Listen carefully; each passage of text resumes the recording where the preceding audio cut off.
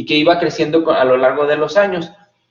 Después tenemos, desde el punto de vista político, existe un Estado anclado en el sistema absolutista. El sistema absolutista, pues, es esta frase de Luis XIV que dice, el Estado yo. O sea, yo soy el que mando y todo se centra en un solo rey.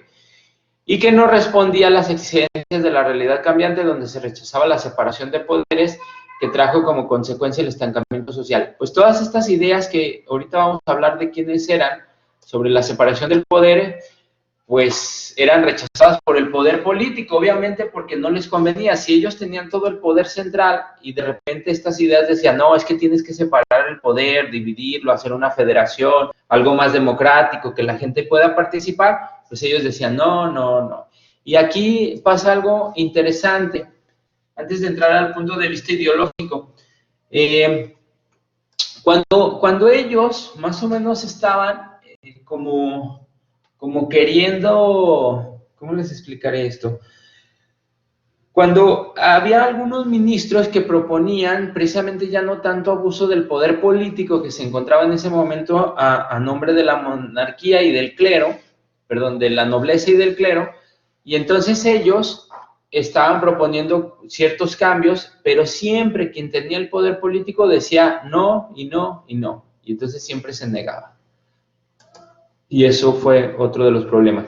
Desde el punto de vista ideológico, habíamos visto un poco, empiezan a aparecer ciertas teorías jurídicas y sociales y filosóficas sobre la fraternidad, la igualdad, el rechazo a la sociedad dividida, las nuevas teorías políticas sobre la separación de poderes, como ahorita ya se nos hace muy simple la separación de poderes, se nos hace muy común.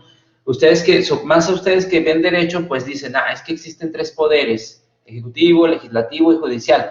Pero en esa época, 1788, no existía esta separación de poderes, entonces eran como unas cuestiones ideológicas surgiendo en teoría, en filosofía, en varios autores que ahorita vamos a ver, como ellos, Montesquieu, Voltaire y Rousseau.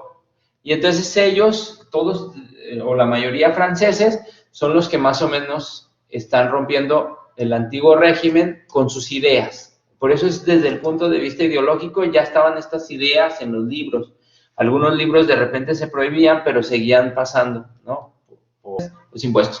Ahora vamos a ver rápidamente algunas de las ideas principales que van a permear en esta tradición liberal de los derechos humanos, que van a detonar la Revolución Francesa, principalmente la Revolución Francesa, aunque algunas de estas ideas también están presentes en la independencia de los Estados Unidos. Uno de ellos es Montesquieu. Era un varón, es decir, pertenece él a la nobleza, ¿no? Nobleza. Entonces, él propuso en su obra El espíritu de las leyes, publicada en este año 1748, sustituir la monarquía absoluta por la parlamentaria. La monarquía parlamentaria es más o menos algo similar a lo que tiene Reino Unido. Reino Unido tiene una monarquía parlamentaria. ¿Qué es esto? Del parlamento, bueno, en realidad su monarquía, pues la reina y ella va a heredar el trono, pero en su organización del parlamento sale el primer ministro, es decir, en las cuestiones parlamentarias, los estados parlamentarios, el parlamento tiene más poder que los otros poderes. Acuérdense, aquí todavía no había varios poderes. Si tienen preguntas, el Parlamento, que tiene más poder, acuérdense que no había división de poderes como ahorita la conocemos como ejecutivo, legislativo y judicial. Para poner un ejemplo actual, en México, a ver, ¿quién me dice quién tiene más poder? Ganó el legislativo, ¿no? Quedan 4, pero ya no hay forma de que los otros ganen.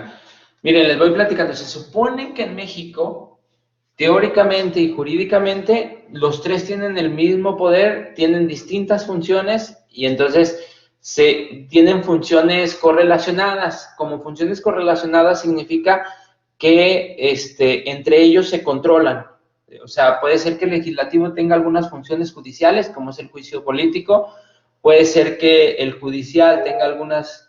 Se supone que son correlacionadas, entre ellos se controlan, y esta es más o menos la idea final.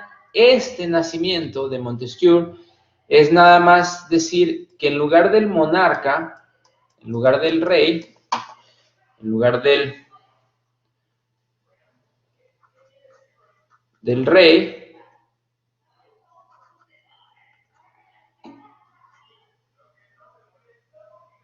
ajá, sí, no hay pena sin ley. Me imagino que estás defendiendo lo del legislativo.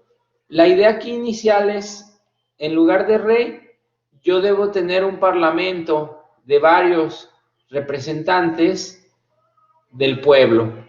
Esa es la idea. O sea, y ellos discuten, esta idea para la fecha en la que lo escribe es revolucionaria. Porque antes pensar que más que el rey tendría que haber estos representantes del pueblo y que además ellos iban a tener más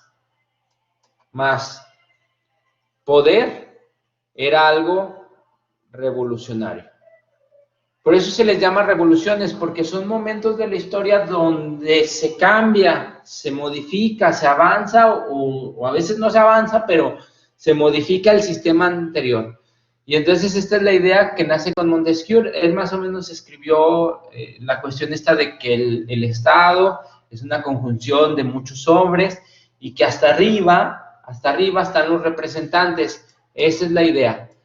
Hasta arriba no está uno solo, como acá, sino en el sistema absolutista, sino que deben de estar representantes, como acá. Esa es la idea que más o menos él tiene, Montesquieu. Y es una de las ideas que va a permear. Y él mismo establece la división de poderes. Esta división de poderes que tenemos aquí es establecida por él, donde este poder es el poderoso, porque este poder representa al pueblo, a todos, pueblo. Y eso mantiene la cohesión social. O sea, este poder es el poderoso. Y él es invento de él, o al menos se le atribuye hasta ahorita en la academia y en los libros, a él la división de poderes que ahorita les digo, nos parece tan natural, pero que apenas, si ustedes se fijan, nació en 1700, ¿qué habíamos dicho? En la anterior diapositiva, se me fue el año, 1748. Esta idea nace en 1748, apenas, o sea,